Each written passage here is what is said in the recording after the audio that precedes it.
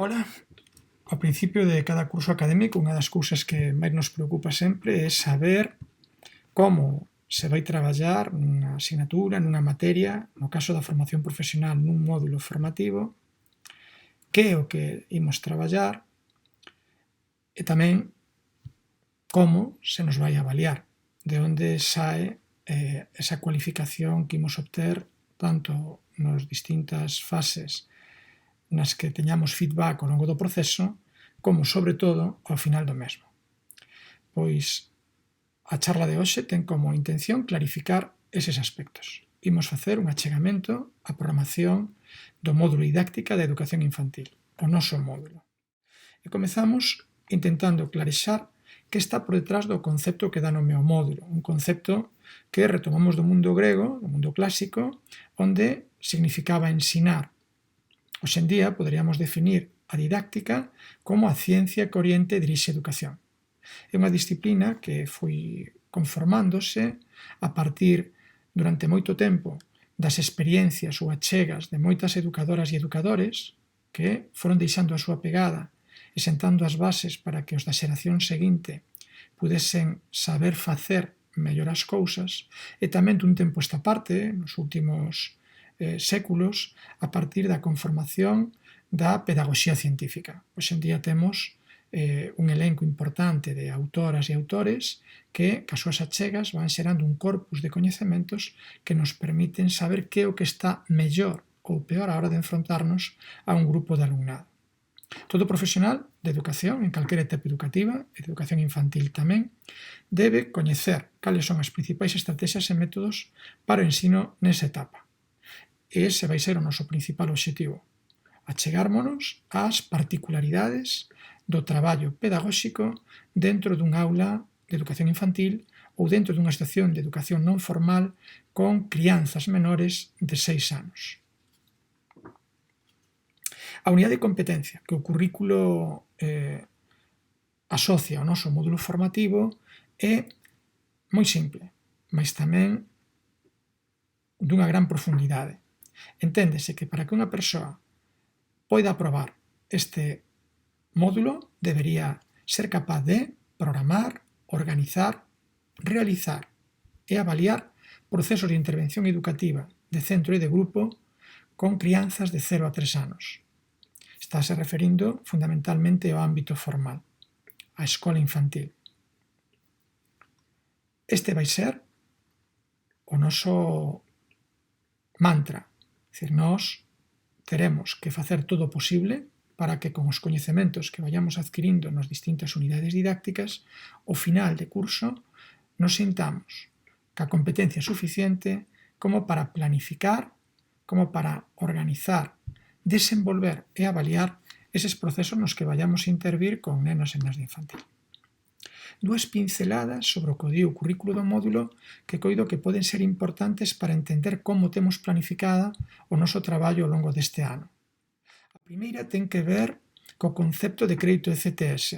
Os créditos ECTS é un concepto de crédito de sistema de valoración de ensinanzas superiores, o noso ciclo é un ciclo superior, acordado por distintos países europeos que permite que o que ti consigues nun país poida ser acreditado en calquera dos outros que acepta este sistema de intercambio. Os créditos ECTS asociados ao noso módulo formativo son 14. Un crédito ECTS equivale a 25-30 horas de traballo e obtense unha vez que nos realizamos os traballos asociados para a adquisición dos coñecementos e as competencias e superamos con éxito a avaliación dos resultados da aprendizaxe. A diferencia do que se podía entender nunha concepción clásica de educación, o único que se aprende nun ciclo formativo non son coñecementos teóricos. A nosa principal función é crear as condicións para que o alumnado desenvolva competencias. E esas competencias implican, por suposto, saber, ter coñecementos teóricos, mas tamén implican saber facer, é dicir, ser capaz de desenvolver accións que cheguen a un fin predeterminado e tamén saber ser e estar, desenvolver cuestións que teñen que ver coa nosa ética a hora de desenvolver o noso traballo profesional. Se nós multiplicamos as 25 ou 30 horas que en principio se estima que é o que pode ser a equivalencia dun crédito ECTS polos 14 créditos que ten o noso módulo, vemos que a dedicación que en principio se estima que habería que dedicar a un módulo estas características é de 350 a 420 horas. Vedes que hai un abano, uns límites que van dun mínimo a un máximo que teñen moito que ver co feito de que podamos ter coñecementos previos dentro desta materia ou que sexamos máis ou menos rápidas á hora de ler ou de desenvolver determinado tipo de accións que iremos propoñendo ao longo do curso. En calquera caso, son máis das 240 horas que o currículo do ciclo estima como horas de dedicación á formación presencial. As 240 horas teñen que ver as horas de aula, de clase presencial que tería este módulo na formación ordinaria. As 350 ou 420 teñen que ver co tempo que nós persoalmente deberíamos prever que temos que dedicarlle a este módulo para poder resolvelo con éxito. O currículo tamén tipifica e explicita cales son os resultados de aprendizaxe. Eses resultados que, de alguma maneira, operativizan ou desenvolven o que pon a unidade de competencia. Hai 6 resultados de aprendizaxe que basicamente teñen que ver con que sexamos capaces de contextualizar a intervención educativa dentro dun marco legal e dentro das características que ten a institución na que traballemos. Por tanto, ao longo deste ano temos que estar predispostas para coñecer toda a legislación que abrangue o noso campo profesional, tanto a que ten que ver con cuestións curriculares ou didácticas, como a que ten que ver con cuestións de seguridade, ou a que ten que ver con cuestións lingüísticas, a que ten que ver cos documentos que temos que realizar cando estemos traballando dentro dun centro. Vai haber unha cantidade importante de legislación que nós teremos que ir coñecendo, saber onde está, para poder manexala cando chegue o momento. O segundo resultado da aprendizaxe ten que ver ca capacidade, ca competencia para determinar os obxectivos da intervención educativa en relación cas coordenadas nas que nós traballamos. Se entende que unha educadora infantil é unha persona que sabe facer obxectivos, formúlaos dun xeito adecuado e, ao mesmo tempo, logo é capaz de desenvolver as accións que permitan acadalos. Por iso, o resultado 3 di que unha educadora infantil ten que determinar as estrategias metodolóxicas que vai utilizar en función dos modelos psicopedagóxicos e corpus teórico de coñecementos do que falábamos hai un momento e que se entende que agora o introxectamos, o interiorizamos para logo, cando empecemos a deseñar planificacións educativas, poidamos volcalo dentro das mesmas. O cuarto resultado da aprendizaxe fai referencia á competencia para organizar, para deseñar recursos tanto persoais, como espaciais, como materiais ou como temporais. É dicir, os actos educativos se desenvolven en contextos definidos, en espazos, en tempos, con persoas, e un educador ou educadora infantil ten que ser capaz de xogar con esas variáveis da mellor maneira posible para responder dunha maneira coherente ás estrategias metodolóxicas das que falábamos no resultado da aprendizaxe 3. O resultado 5 ten que ver ca planificación de actividades, tanto no ámbito de educación formal como non formal, os nosos grandes ámbitos de traballo. O ámbito de educación formal ten que ver ca escola infantil, e aí traballamos con nenas e nenas de 0 a 3 anos. O ámbito non formal ten que ver ca posibilidade de traballar en toda unha serie de entidades e institucións que arrodean a escola, mas tamén son educativas, a pesar de que non teñen unha formación regrada, un currículum por detrás. As ludotecas, as granxas escolas, os museos, entre outras, son posibilidades de traballo no ámbito non formal. Por último, o resultado da aprendizaxe 6 nos di que un educador ou educadora infantil ten que ser quen de deseñar a avaliación dos procesos de intervención argumentando o porqué escolle esa maneira de avaliar e poñendo en xogo diferentes técnicas e estrategias que permitan obter os datos para controlar a calidade de todo o proceso. Pois ben, estes 6 resultados de aprendizaxe son o marco no que nós teremos que traballar e, de alguna forma, son os que definen as unidades didácticas que nos propoñeremos. Ao longo das 3 avaliacións que ten o curso, nos distribuímos as 6 unidades didácticas sobre as que traballamos. 2 na primeira avaliación, 2 na segunda e 2 na terceira. A primeira unidade, que xa empezou a abrirse na aula virtual, nos vai permitir achegarnos á figura do educador e educadora infantil no momento actual. A educación infantil ten evolucionado ao longo dos últimos anos e nós temos que chegar a definir que é o que se espera dunha educadora e educador infantil na sociedade no século XXI. Tamén aproveitaremos para coñecer cales son as posibilidades de formación permanente. Unha vez que rematemos os nosos estudos, hoxe en día sabemos que o saber non deixa de avanzar e, por tanto, temos que estar actualizadas, pois coñeceremos cales son as principais fontes ás que podemos acudir para manternos actualizadas e tamén afondaremos nos lugares nos que desenvolve o traballo unha técnica ou técnico superior en educación infantil. A segunda unidade desta primeira avaliación achegarános a maneira, o xeito de traballar na educación infantil. Realmente, esta unidade na que acudiremos ás fontes que históricamente nos foron aportando ideas, as bases nas que se asenta o noso traballo. Coñeceremos experiencias pedagóxicas, tendencias, autoras e autores que no seu conxunto determinarán o noso particular estilo profesional. Como resultado, seguramente, de toda esta investigación, chegaremos á conclusión duns principios metodolóxicos, os nosos principios metodolóxicos, eses que estaríamos en condicións de aplicar a partir do resto do curso. Rematamos con esta segunda unidade a primeira avaliación e na segunda temos por diante outras 2 unidades didácticas. A terceira, que nos permitirá coñecer os aspectos básicos da planificación e educación infantil, sobre todo o que ten máis que ver co marco curricular ou co marco normativo, a educación infantil, polo feito de estar dentro da educación regrada, dentro da educación formal, ten un marco que define que nos orienta sobre como traballar nela. Entón, é importante que un educador infantil coñeza eses documentos legais, os analice, mesmo aprenda a manexalos.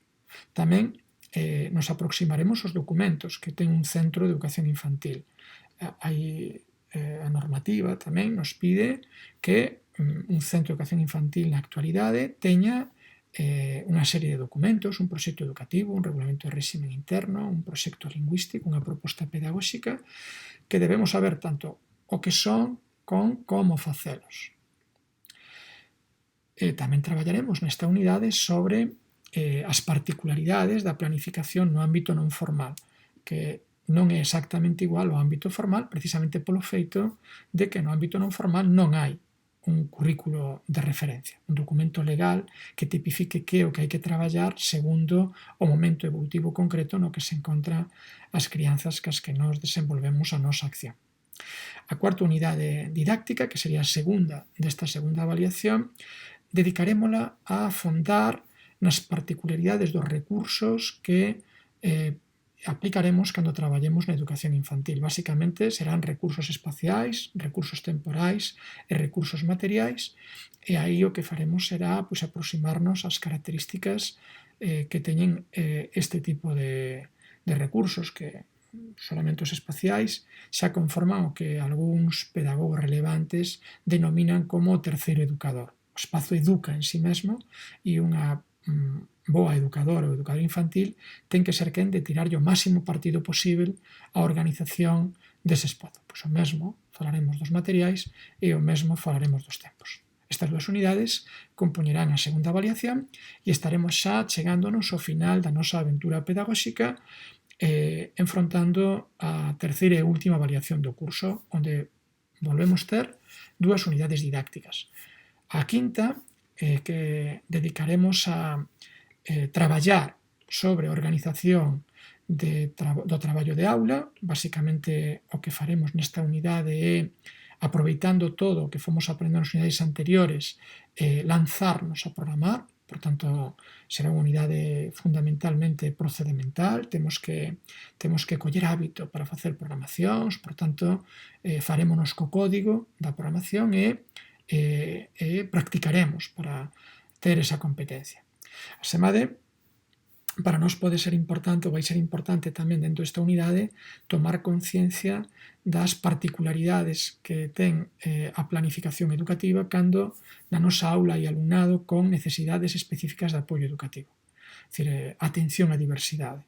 As adaptacións curriculares sería a forma que temos de responder didácticamente á diferencia dentro da aula. As adaptacións curriculares ou o reforzo educativo. Dedicaremos un apartado da unidade 5 a falar sobre estes aspectos que xa nalgúns casos estarán avanzados porque noutros módulos iredes traballando sobre alteracións que se poden producir no desenvolvemento. Entón agora teremos que ver como didácticamente damos resposta a esas alteracións dentro dun documento como é a planificación ou a programación de aula. E xa moi preto do final do curso, teremos que enfrontar a última unidade didáctica, a sexta, que non por ir ao final é menos importante, que é a que fai referencia á avaliación de educación infantil.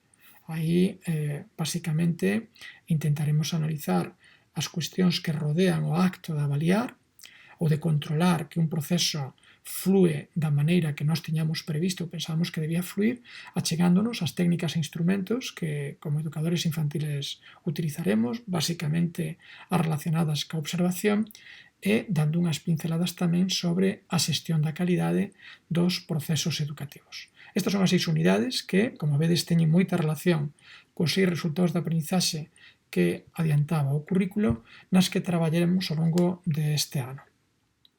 Cal vai ser a metodoloxía para chegarnos aos coñecementos que están por detrás de esas 6 unidades didácticas? O feito de que traballemos nunha formación semipresencial nos obriga a adaptarnos a unha metodoloxía na que a tutoría vai funcionar como apoio, mas hai moito traballo persoal por detrás. E para empezar, a min gustaríame traer unha cita dun deses autores que cando eu fun aproximándome a él foi deixando pegada no meu estilo, no meu propio estilo profesional, que é Paulo Freire. Paulo Freire non se caracteriza por ter traballado ca educación infantil, porque a súa experiencia ten máis que ver ca educación de persoas adultas, mas moitas das súas reflexións serían de moito valor para a conformación do noso estilo profesional e, por tanto, é posible que ao longo do curso aumentemos en diferentes ocasións. Hoxe traemos esta reflexión feita por el. É preciso desenvolver unha pedagogía da pregunta. Sempre estamos a escoitar unha pedagogía da resposta. O profesorado resposta a preguntas que o alumnado nunca fixa. Realmente, con isto, o que pretendemos reflexionar é que vai ser fundamental dentro do proceso que iniciamos a vosa participación activa. Dado que non temos o contacto diario que ten a formación presencial, o feedback que poidamos ter, tanto vos do voso titor como o voso titor de cada unha de vos, é a través da participación, ben a través dos foros, ben a través das tutorías colectivas ou ben a través das tutorías individuais que teremos ao noso alcance ao longo do curso. Pois ben, a idea é que non veñamos na disposición de escoitar, senón que a clave para o proceso que estamos iniciando é a participación do alumnado. Como ben decía Paulo Freire, algunha outra reflexión que tiña, nós non creemos na pedagogía bancaria, nesa na que un profesor ou profesora deposita uns coñecementos nun alumnado que llos ten que voltar dun xeito o máis parecido posible a como el os depositou. Defendemos, fronte a esa concepción de educación, o que Freire chamou a pedagogía crítica ou dialóxica, esa pedagogía que se basa na confrontación de ideas, na pregunta, no diálogo, que será o que intentemos promover ao longo dos mecanismos que nos dá este sistema de formación, que, como antes dixen, van ser os foros que iremos tendo con carácter común na área común da aula virtual e dun xeito particular en comunidade didáctica, das tutorías colectivas, que serán esas sesións que iremos programando periódicamente para encontrármonos dentro do espazo virtual, e as sesións de tutoría individual que poderedes solicitar personalmente sempre que queirades, nas que podemos quedar tamén presencial ou virtualmente para resolver calquera dúbida, problema ou atranco que xorda dentro do voso proceso. Ben, unha vez aclarado isto, realmente a nosa metodoloxía de traballo pivota sobre 4 momentos. O primeiro ten que ver co traballo previo que cada unha de nós ten que facer a partir dos materiais complementarios que se van ir abrindo na aula virtual. Por unha parte está o material asociado á unidade didáctica. Despois de ter dado moitas voltas, optamos por adoptar como material de referencia o desenvolvido polo profesor Arturo Iglesias, que é profesor didáctico de educación infantil desde hai moitos anos na modalidade semipresencial no CEIF FP Ángel Casal Monte Alto da Coruña. O porqué é porque é un material actualizado e adaptado á normativa galega, algo que non ofertaba un material que eu revisei que se viña utilizando tradicionalmente dentro deste módulo, e, por tanto, temos un estándar novo, un material de referencia que vai ser apoiado por materiais complementarios que eu irei subindo cando xude que pode ser menester, que vos pode axudar, que vos pode haber novas vías. Ese material está aí para que o traballemos, recollendo dúbidas e problemas que nos vayan xurdindo, para logo poder presentalas a través das titorías, tanto individuais como colectivas. Sempre que nos encontremos, a idea clave, o momento clave, é o momento da pregunta, como nos decía Paulo Freire. Non se trata de escoitar o que o profesor nos teña que dicir, senón de intentar crear esa sintonía que permita que o profesor nos poda dicir sexa algo que nos interese. E para iso procuraremos traer todas as preguntas, dúbidas, atrancos que nos vayan xurdindo. Nas tutorías o que faremos será, mediante un método participativo, tentando que se hai alguén que pode clarificar esa dúbida ou problema o faga antes que o profe, pois aclarar as dúbidas. Será o momento tamén de introducir novos conceptos, se é o caso. Moitas veces unha dúbida nos permite abordar unha cuestión que o mellor non estaba abordada no propio material, nin do tema, nin no complementario, mas que forma parte do noso interese. Ademais do traballo teórico, digamos, que ten esas dúas fases de traballo previo sobre os materiais e de solución de dúbidas, problemas ou ampliación de información nas tutorías, propoñeránse, tanto semanalmente como para cada unidade, unha serie de tarefas prácticas. Serán dous tipos de tarefas. Semanalmente propoñeremos o que chamamos tarefas no foro. Son tarefas voluntarias, mas que veredes no apartado seguinte teñen un peso na cualificación, que iremos resolvendo, e polo feito de estar no foro nos enriquecerán a todas as persoas da clase. É importante que vayamos tomando conciencia de que formamos un grupo. Tamén sería bo que desenvolveramos unha identidade de grupo, que nos sentiramos partícipes do grupo de didáctica e educación infantil. E como tal grupo, como calquera sistema ou como a engranaxe dun reloxo, todas podemos influir na formación das demais. A importancia de participar dos foros é que eu podo enriquecerme co que outra xente aporta e, a cambio, tamén enriquezo a outra xente cas miñas reflexións. Esa participación é voluntaria, mas, ten un sentido o feito de que asumamos o noso compromiso persoal ca mesma para que este método que estamos deseñando realmente poida dar todos os seus resultados. Cada unidade didáctica terá así mesmo unha tarefa de índole un pouco máis ampla que denominaremos desafío e que tamén terá un peso na cualificación, a pesar de que tamén é voluntaria. O feito de que aparezan esas actividades voluntarias ten que ver coa cantidade de criterios de avaliación que están asociados aos 6 resultados de aprendizaxe dos que falamos hai un intre. Temos da orde de entre 60 e 70 criterios de avaliación que temos que acreditar. É imposible acreditar todos eses criterios de avaliación a través dunha proba escrita realizada nunha situación moi controlada, nun momento, nunha convocatoria oficial, nun momento definido. O feito de que nós poidamos ter a posibilidade de ir facendo descarga de parte deses criterios de avaliación nos vai permitir acreditar mellor eses criterios de avaliación. Na medida do posible, todos os traballos realizados serán coñecidos polo grupo. Os do foro xa van selo porque son públicos, o foro da unidade pode velo a todas as persoas que formamos parte do grupo, e aquelas outras que xa que entregar a través dunha tarefa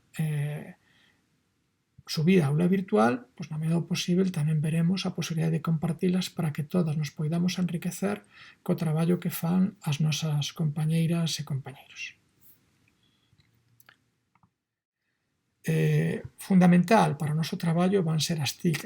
En distancia sempre foron fundamentais, mas se cabe nunha situación como a actual, que a pandemia detrás de nós, cobran todavía unha dimensión maior. Como utilizaremos as TICs? Por unha banda, promovendo e desenvolvendo a nosa contorna persoal de aprendizaxe. A través das tecnoloxías de información e comunicación aproximarémonos a escolas infantís que están traballando hoxe ou a figuras teóricas que poden ter influencias sobre nós. Persoas que non coñecemos persoalmente forman parte da nosa contorna persoal de aprendizaxe e o mundo actual, este mundo marcado pola globalización da información, permite que nós cheguemos a información que antes estaría moi lonxe. Por tanto, para nós a utilización das tecnoloxías de información e comunicación nos vai permitir chegar a información deste tipo, artigos de revistas que teñen que ver ca educación, blogs de escolas infantís, páxinas webs, traballos de universidades ou profesionais relevantes que teñen que ver con algún contido que estamos traballando, son accesibles a través da web. Por outra banda, aula virtual, que é a nosa aula de referencia como punto de encontro para compartir materiais, tarefas, ideas e proxectos, só podemos tirarlle o seu partido máximo se realmente lle perdemos o medo ao traballo con estas tecnoloxías. O feito de ter optado por unha formación semipresencial a distancia nos obriga, de alguna forma, a dar o salto ao uso das novas tecnoloxías. Tamén a videoconferencia. Será un recurso que nos vemos obrigadas a implementar e que nos permitirá vermos as caras, coñecernos, ir desenvolvendo eses lazos afectivos que nos permitan tamén fomentar esa identidade de grupo. E, por suposto, intercambiar opinións. Non estar únicamente escoitando, como acontece cando eu colgo un vídeo como este, senón poder intercambiar, poder dialogar, falar con outros compañeiros e compañeiras. Así mesmo, as TIC nos permiten tamén achegármonos a ferramentas de traballo cooperativo, a posibilidade de que persoas que estamos en lugares diferentes, mesmo en tempos diferentes, poidamos estar traballando sobre o mesmo documento. De maneira que alumnado de educación a distancia pode facer tamén traballos en grupo. Por tanto, teremos que aproximarnos a unha destas ferramentas e probar a súa eficacia para, dese xeito, aproveitar as vantaxes que ten o traballo cooperativo, que é o alter ego do traballo competitivo, ese traballo onde cada unha está únicamente preocupada do seu, pero tamén únicamente ten o enriquecemento que lle produce esas fontes que manexa. O traballo cooperativo é moito máis rico, moito máis versátil, e dúas persoas traballando xuntas son moito máis que unha máis unha. É o que pode facer unha, máis o que pode facer a outra, máis o que xorde cando realmente as dúas nos poñemos a falar e aparecen ideas que cada unha individualmente nunca chegaría a ter. Tamén eu vos diría que as TIC nos permiten explorar novas posibilidades educativas. Cada vez se están desenvolvendo máis aplicacións ou hai xente que está pensando en usos que teñen as tecnoloxías de información para o noso traballo, por exemplo, para a relación cas familias. Entón, cando non fagamos este achegamento ás TIC, non únicamente será para facernos con cuestións referentes ás aprendizaxes que teñan que ver con o noso módulo, senón tamén para posibilidades que estas tecnoloxías terán para o noso traballo profesional. Supoño que as persoas que estades na aula virtual xa veríades que abrimos aí un lugar que se denomina Club de Lectura, concretamente Club de Lectura Lugares Comuns, como un recurso que nos temos para intentar motivármonos a ir máis aló do que en principio nos propoñen as unidades didácticas que están establecidas. O Club de Lectura é unha oportunidade para chegarnos a artigos, a libros, a materiais impresos que podan ter sentido e valor para a nosa formación profesional. De maneira que esas lecturas que nos fagamos podamos compartilas co resto do grupo. Sería ideal que todas nos sumásemos a esta experiencia, na que poidamos compartir durante este ano unha ou varias lecturas particulares, de tal xeito que eu poñería no saco unha aportación e recollería tantas como persoas conforman o grupo. En calquera caso, sabedoras de que os tempos dentro deste tipo de formación non son os mesmos para todas, a participación no Club de Lectura é voluntaria. O que nos faremos será suxestións sobre fontes de oportunidades para achegarnos ao mundo da lectura. En concreto, nestas primeiras semanas intentaremos achegarnos a revistas que teñen que ver co ámbito educativo. Igual que a xente da arquitectura lee revistas de arquitectura, igual que a xente da medicina lee revistas de medicina, ou que a xente da abogacía lee revistas de leis, a xente de educación adoitamos a ler e tamén a publicar as nosas experiencias en revistas do noso ámbito profesional. Pois é importante que vayamos coñecendo algunhas destas revistas. Algúnas están na biblioteca e, por tanto, as persoas que veñan a algunha tutoría individual poderán tamén levar unha revista en préstamo. Outras están digitalizadas. De feito, as que tedes aí na aula virtual son revistas digitalizadas que podemos acceder directamente pola web. Entón, a idea do Club de Lectura é simplemente o feito de que hai moitos saberes que arrodean o que son os materiais didácticos propiamente ditos, que están aí agardando a que alguén chegue, se apropie deles e mesmo os difunda nas demais persoas para que poidan agromar e dar posibilidades de traballar un xeito diferente. Ben, xa para ir rematando, como avaliaremos? De onde sairá a cualificación que teremos ao final deste proceso? Pois é un pouco consonte co que vimos falando ao longo dos momentos anteriores. A nosa avaliación terá que ver ca recollida de evidencias que vayamos facendo ao longo de todo o proceso. Por unha banda, a través das tarefas e desafíos que teredes ou ben semanalmente ou ben asociadas a cada unidade didáctica e que supoñerán no seu conxunto o 40% da cualificación. Estas tarefas se complementarán cas probas escritas, que son obrigatorias, se fan por convocatoria oficial e que nos permitirán completar a nosa calificación co 60% restante. Trimestralmente teremos unha proba deste tipo na que se avaliarán as 2 unidades didácticas dese trimestre. As persoas que opten por non facer tarefas e desafíos non poderán acreditar o conxunto de evidencias asociadas a esas tarefas e desafíos. E a proba escrita realmente por si mesma é imposible que chegue a eses 68 criterios de avaliación que en principio están asociados á nosa programación.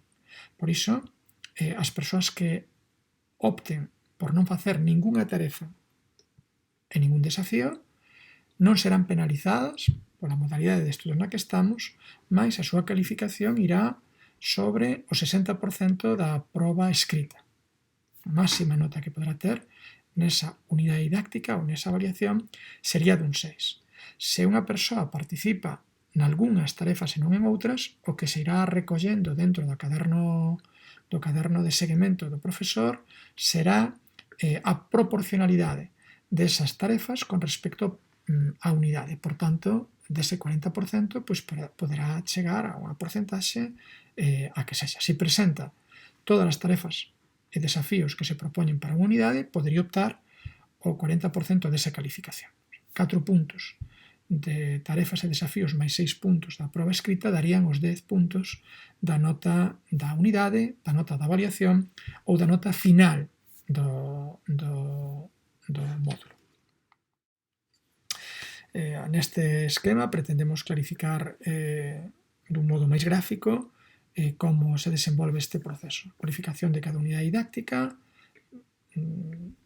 organízase en base a dúas obtencións de evidencias, tarefas e desafíos por unha banda, de carácter voluntario, un 40%, proba escrita polo outro, nos permiten acadar o 60% e hai que superar o 5 para facer media cas tarefas e desafíos.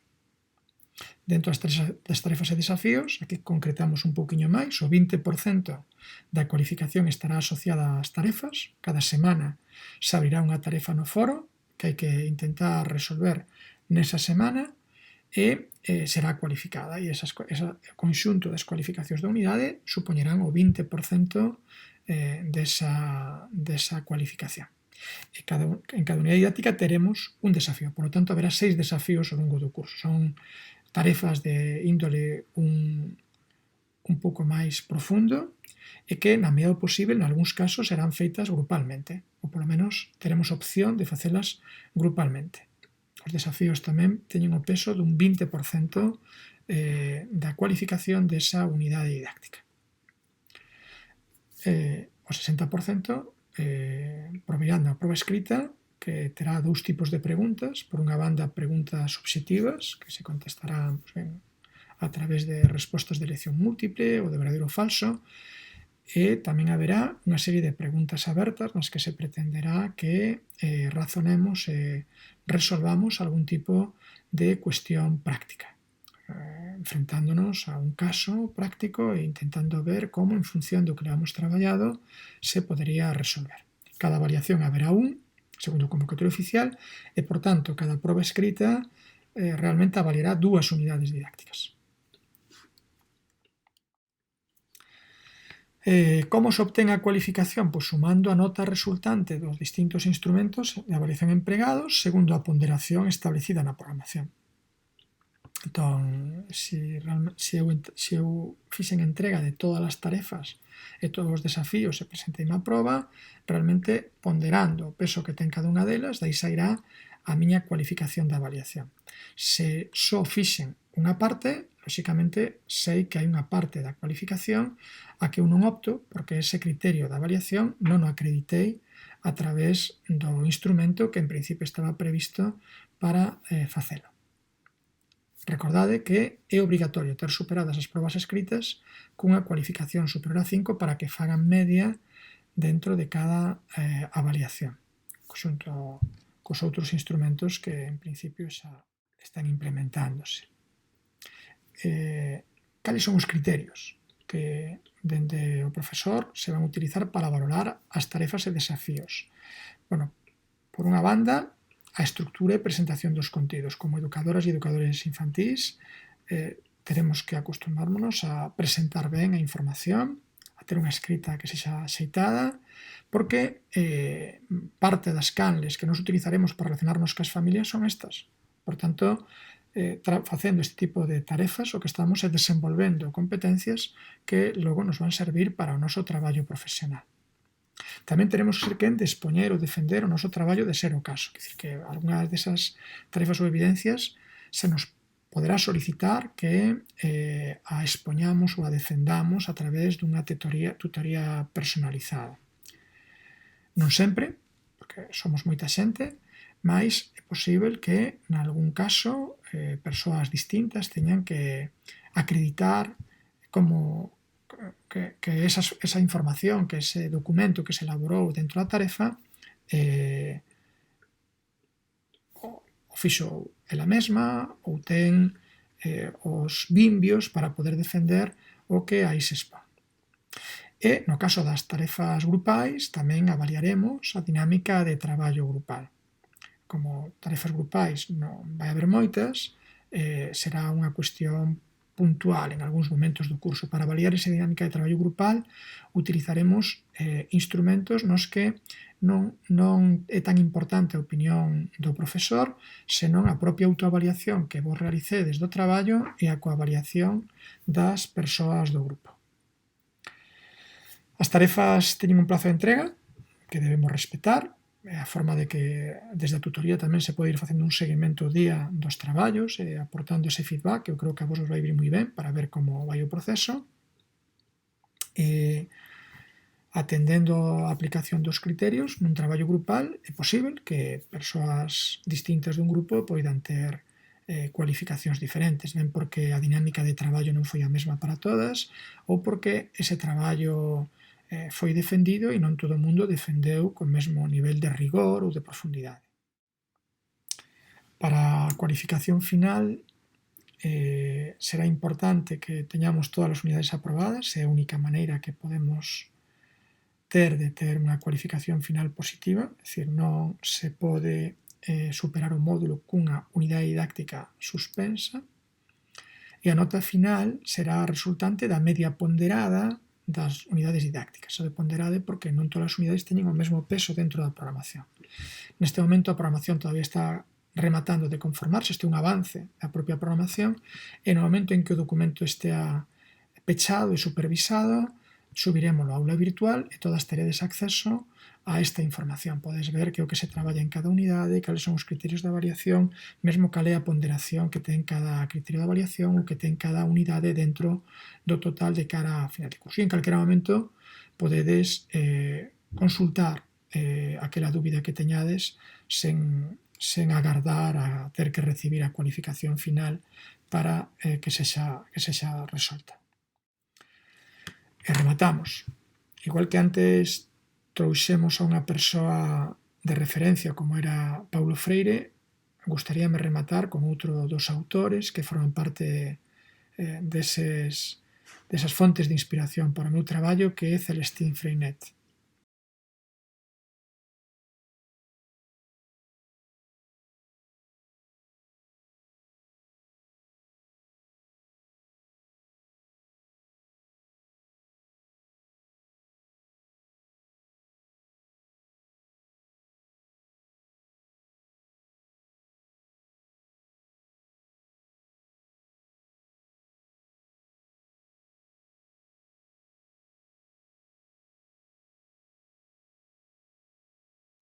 Grazas a todas e vémonos en breve.